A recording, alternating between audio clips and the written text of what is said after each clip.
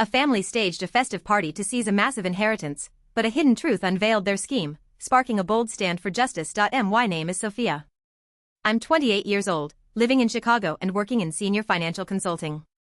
People often call me the steady one, the girl who holds it together when the whole family starts to fall apart. And I guess that's fair. I'm the one who paid off my brother Connor's tuition after he lost his scholarship for partying, the one who took on over $60,000 of debt my dad Thomas had blown on shady investments, and the one who quietly covered every one of my mom Diane's credit card bills, even though she's never once asked if I was doing okay. I used to tell myself, family is family. No matter what, you keep trying. But over time, that definition started to suffocate me. Last week, I got a text from my mom. Dear Sophia, come by the house at 6 o'clock tonight. We have something special for you. For some reason, my fingers froze on the screen. Something special from my mother, Diane, usually meant trouble. The last time she said something like that, the whole family had gathered to get me to co-sign a loan for Connor's new startup, just a few months after his last company went under. I sat in my car, parked in front of the 2-story suburban house I'd helped pay for 4 years ago. Of course, it was under my parents' names. Through the warm yellow light in the windows, I could see people moving around, hear the muffled laughter. I stepped out, adjusted my coat, and rang the doorbell. The door opened, and there was my mom, fully made up, bright red lipstick, eyes sparkling a little too much. Surprise! She squealed, pulling me in. The living room was packed with relatives I hadn't seen since Christmas 2 years ago, Uncle Charles, Aunt Patricia, even my cousin Amelia, who only ever shows up when there are gifts or cash. Everyone shouted in unison, "Happy early birthday, Sophia." I smiled, pretending to be surprised. "Oh, wow. You guys really got me," I said, though the only thing I felt was suspicion. My mom guided me to the couch in the middle of the room, and my dad quickly handed me a cocktail. "Your favorite?" "Green apple gin," he grinned from ear to ear. "I've hated gin since I was 25. "Sit down, sweetheart," my mom said gently, though I noticed her eyes flick toward the side table where a leather-bound folder sat neatly as if waiting. I sat down and glanced at the first page. Asset Allocation Agreement, Margaret Harper, Inheritance Trust. I tilted my head. "What's this, Mom?" "Oh, just some boring paperwork," she said quickly, placing her hand on mine. "Let's look at it later, sweetheart. Tonight is for celebrating." I smiled, but my hand was already reaching for the documents. "Actually, I'd like to look now if that's okay." The room suddenly went still. My dad stood up awkwardly, raising his glass. "A toast to Sophia, the brightest star of the family," he said, voice slightly rushed. I flipped to the first page. My eyes stopped at one sentence. "I, Sophia Grace Harper, hereby relinquish all rights to the Margaret Harper Inheritance Trust." I looked up at my mother. "Mom, what is this?" She forced a smile. "Just a formality, honey. It's for tax purposes." "Tax purposes or transferring everything to the family without telling me?" I asked, voice calm, but eyes locked on hers. "Sophia," Connor cut in. "Please, just sign it. Everyone's already agreed." I laughed, but it wasn't a happy laugh. "So, this is the real reason for the surprise birthday party?" My mom clenched her hands. The smile disappeared. "Don't make a scene. Everyone's here." I closed the folder and placed it on my lap. "Then let everyone hear it. They deserve the truth." I looked around the room, familiar faces that suddenly felt so foreign. And I knew this night would be the beginning of something entirely different. I was still sitting there in the living room I used to know so well, but now it felt like a stranger's home. The air was so thick, I could hear my heartbeat in my chest. The folder was still in my lap, the leather cover slightly bending where my fingers dug into it. No one said a word. Every pair of eyes had one thing in common: avoidance. Connor stared at the floor, fingers interlaced tightly. Amelia was tapping away on her phone like any notification was more important than this. My mother, Diane, still wore that forced smile, but I could see the unease behind her eyes. I turned to my dad. Even he looked uneasy. "Dad, Mom, why would you do this? If this was really about Grandma's estate, why not just talk to me honestly?" My mother cleared her throat, then walked closer, voice syrupy but sharp. "Sweetheart, I know you always worry too much, but this isn't a big deal. I just thought if the inheritance were under our management, it'd be more convenient. You don't really need more money, do you? You already have everything." I let out a dry laugh. "Convenient for who, Mom? Why trap me like this at a party you called a surprise?" I thought I was family, not a financial asset. A gravelly voice spoke from the corner. Emily, that's enough. It was my Uncle Victor. You're making everyone uncomfortable. Really? I turned to him. Then I guess I should apologize for not signing away the last legal tie I have to my grandmother. Natalie, my best friend, stepped up beside me. I hadn't noticed she was there, but now she was, eyes steady, ready if I needed her. Emily, my mom snapped, the smile gone now. Don't turn this into a drama. I stood up, lifting the folder with 2 fingers like it might stain. The thing is, you wrote the script, and I unfortunately refused to play the part. I walked to the dining table, gently placed the folder down, then looked up at every face in that room. Grandma Margaret left everything to me because she knew. And tonight, you all proved she was absolutely right. Silence. I turned to Natalie. Can we go? She nodded. But before I reached the door, my mother called out. If you don't sign, there will be consequences, Emily. I turned back and looked her straight in the eye. I've lived with consequences my whole life, Mom. Now I choose clarity, and I walked out of that house. Not with tears or anger, but with awareness. Natalie's car glided quietly down the street lined with golden lights. I leaned back, my heart still rattled from everything that had just happened. You okay? She asked softly. Not yet, but I will be, I answered, staring out the window. Natalie was silent for a while, then murmured, Your grandma must have seen this coming. I nodded. Yeah, I think she left something more behind. Not just money. Maybe a video, a letter, a way to expose them. Natalie gently squeezed my hand. Then it's your turn now. I held her hand tightly, then nodded. Tomorrow, I'm meeting Grandma's lawyer. We stopped at a small lakeside cafe where the golden lights shimmered across the rippling water like a sheet of glass. Natalie sat down 2 cups of hot tea while I reached into my purse and pulled out the folder my mother had tried to get me to sign.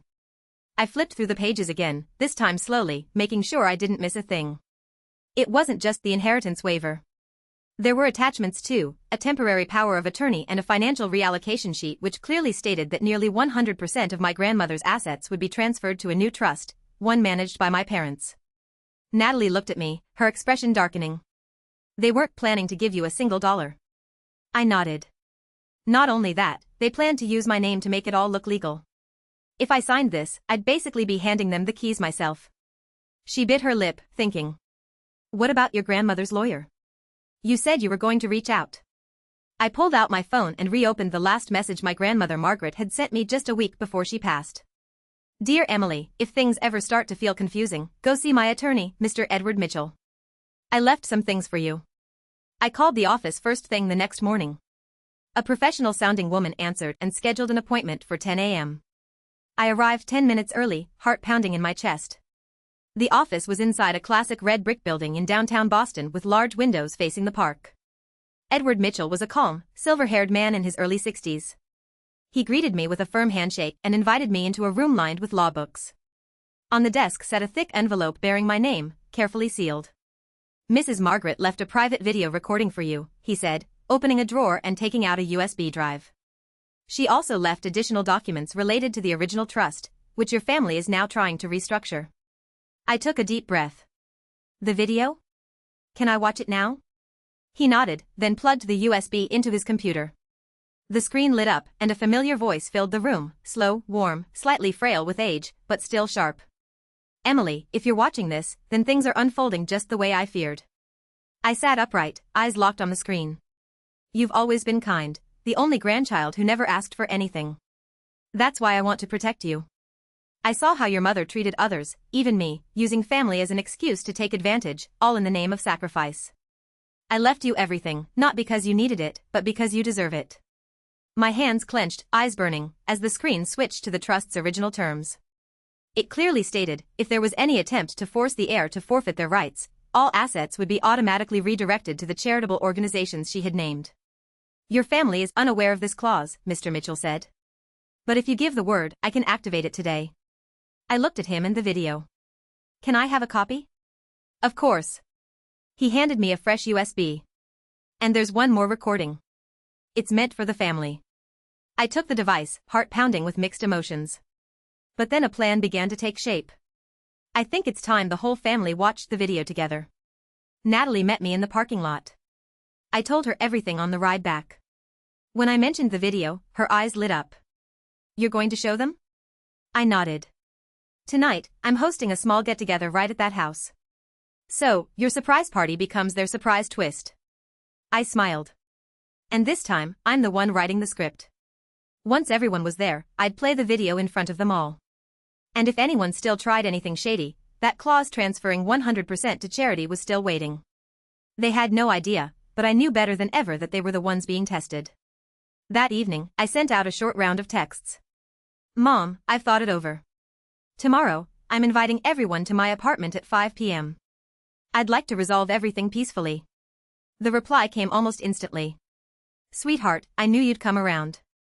I'm so glad we'll all be there. I didn't even need to read it carefully. I knew my mother. Diane Peterson never turned down a gathering where she thought she might win. Natalie helped me rearrange the living room. I borrowed a mini projector from the office and mounted it on a shelf facing the sofa. The wall would be the screen, clean and unobstructed. I took one last look around the room, then placed the USB with Grandma Margaret's message next to the computer. My heart was pounding, but not from fear. It was because I knew after today, nothing would be the same again. At exactly 5 p.m., the doorbell rang. My mother was the first one through, wearing a soft beige dress, her hair carefully styled, and heels clicking like she was walking a runway. Where's Sophia? She asked the moment she crossed the threshold, calling me by the middle name only she still used when she wanted to remind me she gave birth to me. I'm the one who invited everyone, I said as I stepped out calmly. Please come in. My dad came in next, followed by Uncle Victor, Aunt Susan, and Connor, who looked visibly nervous. I offered them seats, then walked over to the projector. I'd like to share something, I said, voice low but clear enough to hush the room. I plugged in the USB. The screen lit up, and there she was, Grandma Margaret. Her silver hair was pulled back neatly, her sharp eyes focused, and her voice just as soothing as those summer afternoons when I'd listened to her tell stories as a child. If you're watching this, it means Emily refused to sign anything you brought her. I heard a small shift from where my mother sat, but she said nothing. I've established a trust that cannot be changed.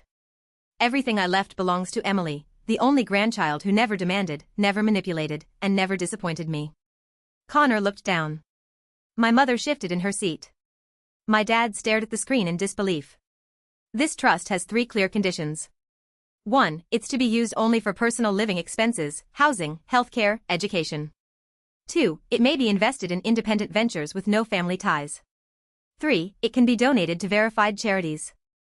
I glanced at my mother. She was staring at me, not with anger, but panic. If any family member tries to coerce Emily to give up her inheritance or sues to claim it, 50% of the funds will be immediately transferred to the 4 named nonprofits. The silence was deafening. I shut off the projector. I know that yesterday you planned for me to sign away everything, but I also know that wasn't Grandma's wish. And I'm no longer the naive child you could push around. My mother shot up, voice trembling. You're blowing this out of proportion. Everything I did was for you. Really? I asked quietly. For me? Or because you were afraid that if I held the inheritance, you'd no longer have access to solve your own problems with my money? My father slammed his hand on the table. Enough, Emily. This is family. We share everything. I looked him straight in the eyes. I've shared enough. This time, I'm keeping what's mine. I pulled a copy of the trust conditions from the envelope and placed it in the center of the table. Grandma saw all of this coming. And if anyone in this family still plans to break that trust, just know every action has a consequence.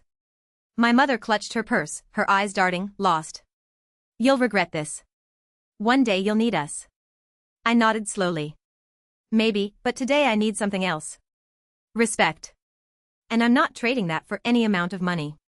Then I opened the door. This meeting is over. My apartment was quiet again, but this time it didn't feel lonely. It felt peaceful. I looked at the USB on the table. It didn't just hold a will. It held my grandmother's trust in me, that I could make my own choices and that I was worthy of doing so. And if they still tried to flip the board again, they'd learn I already had my next move ready. The next morning, I sat alone in my small kitchen next to a cold cup of coffee. Grandma Margaret's USB was still in my coat pocket, but in my hand was a thick folder personally given to me by Attorney Edward after our first meeting. Your grandmother was meticulous, he had said, handing me the clearly labeled documents year by year. She kept records of every financial transaction involving your family, from credit cards opened in your name back in college to disguised money transfers labeled as medical expenses. I had no idea how long I sat there flipping through each page, bank statements, printed transcripts of audio recordings. But by the time I folded the last paper, I knew one thing for sure. This time I wasn't just defending myself. I was telling the truth. 2 days later, I called my father to meet just him. No mom, no Connor. We met at a quiet cafe in Brooklyn where he used to take me for pancakes when I was a little girl. But there was no family breakfast today. Just a reckoning. My father, Thomas Peterson, was 10 minutes late. He walked in with a sheepish smile. Sorry, traffic, but thanks for meeting me. I nodded, motioned for him to sit, then placed a thick envelope on the table. I didn't invite you to reconnect. I asked you here to be clear about a few things. He looked at the envelope, frowning. What is this? I slid it toward him. Documents. Loans you took out under my name, credit cards mom opened but drained from my student account, and records of the times you both asked for money to help Connor that ended up in mom's personal account in Florida. He chuckled nervously. You've got it all wrong, Emily. It was all for the family. Everyone does this. I looked him dead in the eyes. For the family? Do you know that when I was 21, I worked 3 jobs to pay off that credit card debt while you were in Atlantic City gambling it away? His face froze. I continued, voice calm. Do you remember when mom called me crying, saying Connor had been in a car accident and needed $8,000 for surgery? I pulled out a printed bank statement. 2 hours later, that money went to a car dealership in Miami where she bought a good deal on a used Range Rover. Where did you hear that? He stammered. I slid over another paper. A recording of her conversation with the seller. Grandma kept it. She knew. She always knew. My father leaned back, wiping his face. For the first time, he wasn't the composed man I remembered. He looked like someone losing control of the game. What do you want? He asked, no longer pretending to be calm. I crossed my arms. Not money, not an apology. Just this. Stop. From now on, you and mom don't touch a cent of my inheritance. No more phone calls begging. No more fake emergencies. No more accidental account numbers from Connor. I leaned forward, voice firm. If anyone in this family tries to access the trust again, I'll file charges, and I have everything ready to go to the IRS or the Financial Crimes Unit. He opened his mouth to respond, but I cut him off. And one more thing. I know you're looking to hire another lawyer to challenge the will, but the trust clause is very clear. If there's coercion or legal dispute, 50% of the assets go straight to charity. I stood, gathering my documents. So, if you want to call mom to strategize, go ahead. Just know every wrong move will cost you half. He stared at me, trying to gauge whether I really meant it. I gave a slight smile. You taught me how to play chess, remember? Sacrifice the pawn to protect the queen. Looks like you chose the wrong piece this time. I walked out of that cafe without looking back. And for the first time in years, my steps felt weightless. This wasn't about money anymore. It was about reclaiming control over my own life, something they never thought I'd be brave enough to do. On Monday morning, I arrived at Attorney Edward Mitchell's office at 8:45 a.m. The family meeting was scheduled for 9 o'clock, and I wanted to be the first one there, not out of politeness, but to double-check that everything was ready. The conference room was perfectly prepared, the projector had been tested, and the hardbound documents were neatly arranged on the table. On the screen was the paused opening frame of the final video Grandma Margaret had recorded, her stern face, eyes fierce behind her glasses. Edward entered, carrying another thick folder. Everything's in place, and as requested, all financial evidence has been printed and clearly marked. I nodded. Good. No pleasantries when they get here. At exactly 9 a.m., the door opened. My mother, Diane, walked in first, followed by my father, Thomas, and Connor. They dressed like it was a boardroom meeting, mom in a slate gray blazer, dad wearing his signature red tie, his power tie, as he called it. Connor said nothing, hands stuffed in his pockets, avoiding my eyes. Edward began. Thank you all for arriving on time. We're here to watch the final video left by Mrs. Margaret Sullivan and to disclose the final terms of the estate and company shares. My mother scoffed lightly. I hope this one isn't as theatrical as that surprise video at her house. I didn't reply. I just hit play. The screen lit up, and Grandma's voice rang out firm and clear. If you're watching this, then things have gone exactly as I expected. Diane, Thomas, I know everything you've done, from unreported withdrawals to using company funds for personal expenses, every transaction, every bank statement, every falsified report documented. My mother's face went pale. My father glanced nervously at Edward as if hoping he'd turn the video off. I've transferred full ownership of Peterson and Hartley, the company I co-founded with my husband, to Emily. She's the only one in this family who hasn't used our name for income, hasn't lied, and hasn't cloaked greed in family loyalty. Connor looked up, stunned. My mother jumped to her feet. Absolutely not. That company is my father's legacy, and now it belongs to the only one who still honors that legacy, I said, rising. I am the legal heir, and here is the ownership transfer, notarized and filed. I placed the signed agreement and registration documents from Edward in front of them. This is illegal, my father yelled, slamming the table. I'm still the acting CEO. I have rights. You have rights until you're forced to resign, I interrupted. And that's already underway. Here's your resignation letter. If you refuse to sign, all financial records, including misused company funds, will go to the SEC for investigation. I slid another file across. Inside are records of payments made to Riverfront Casino under a false name and invoices from the luxury hotel Mom used for her weekend conferences. No one said a word. Edward added, furthermore, if anyone attempts to interfere with this transfer or threaten the heir, the trust's asset protection clause will activate, transferring half the inheritance value to financial abuse recovery organizations. I looked at my mother. You used to say I was too sensitive, but you were wrong. I was just too patient. My father's hand shook as he reached for the resignation letter. If I sign this, will you stay quiet? I don't want to hurt the family's name, I said. But if you keep trying to manipulate me, I won't hesitate to bring the truth to light. Thomas looked at my mother. She said nothing. Her face was ghost white, lips tightly pressed. Finally, he signed. I gathered the papers, looked at them one last time. From this point on, all shared family assets will be independently audited. All secondary credit cards are cancelled. The company apartment is reclaimed. Discretionary funds are frozen. Connor muttered, Emily, this has gone too far. I turned to him. No, Connor. This should have ended long ago. Today it's just being rewritten with the truth. The conference room door closed softly behind me. No slam, no drama. But I knew to them that sound echoed louder than any final word. And I didn't look back. I didn't need to. 2 weeks after that fateful meeting, I officially took over as the new CEO of Peterson and Hartley, the company my grandmother Margaret had helped build from the ground up with my great-grandfather when it was just a small law office in Cambridge. Today, it's one of the most respected investment advisory firms in New England. And I, the granddaughter once dismissed as just the accountant, was now sitting in the top-floor office where my father's nameplate had hung for over 20 years. I didn't change much about the office's appearance. I only replaced my father's old portrait on the wall with one of my grandmother's paintings, a forest path lit by the last light of day. I think she would have liked that. But I didn't just take over the company. I did something else, something I believe was my grandmother's unspoken wish.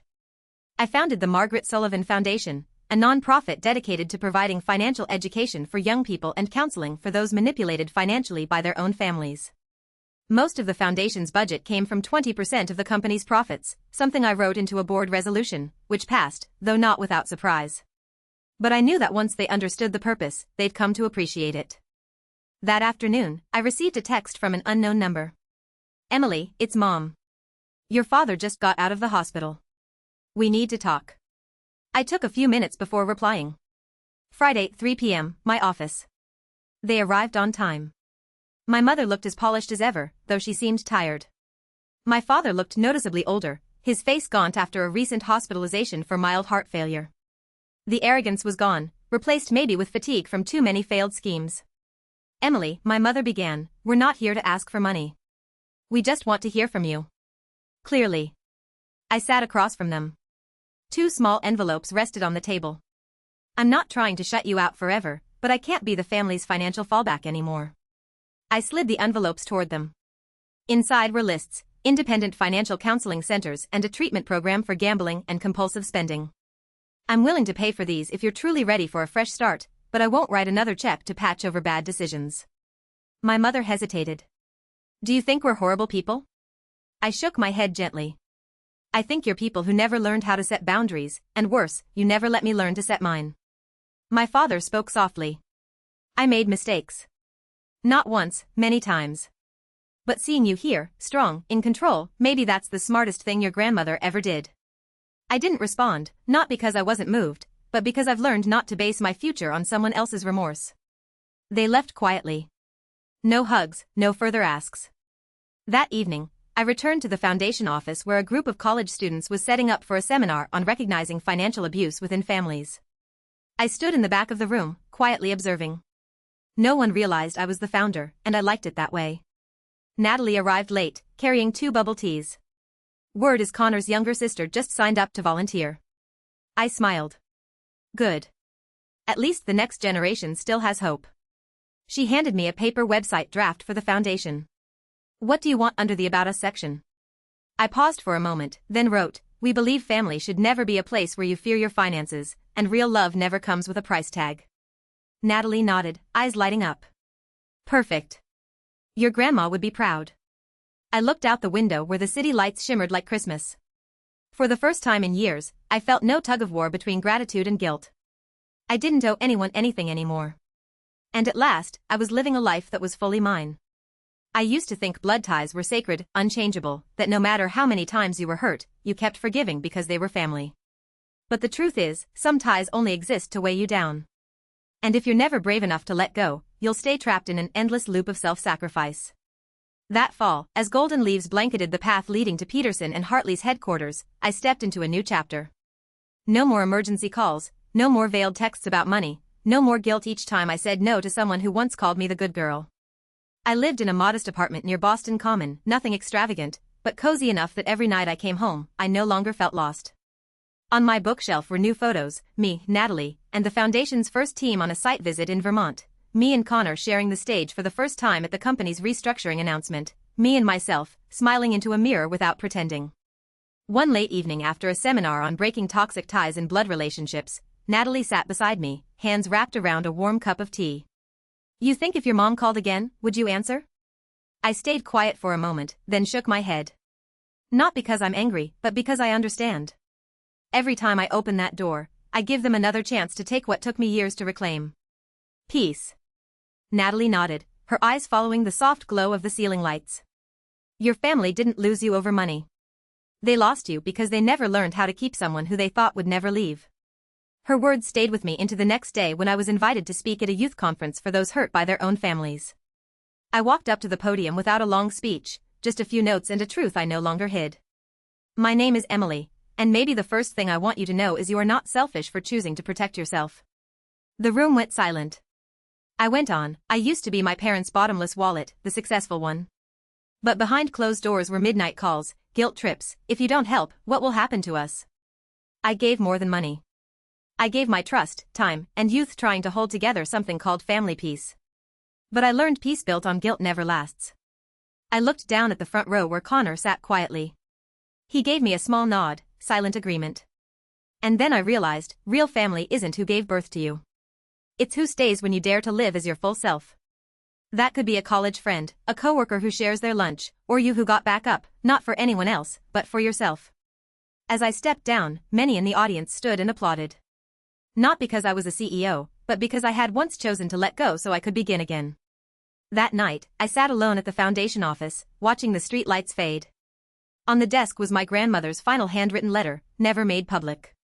Dear Emily, if the day comes when you must choose between keeping your family and keeping yourself, remember, real family will never ask you to lose who you are. Choosing yourself isn't abandoning anyone. It's the only way you can be whole and truly give. And if you must go, walk toward peace. I folded the letter and placed it in the drawer. Peace. Not something I was given, but something I learned to create. And for the first time in my life, I knew this for certain, I don't need anyone's permission to be happy.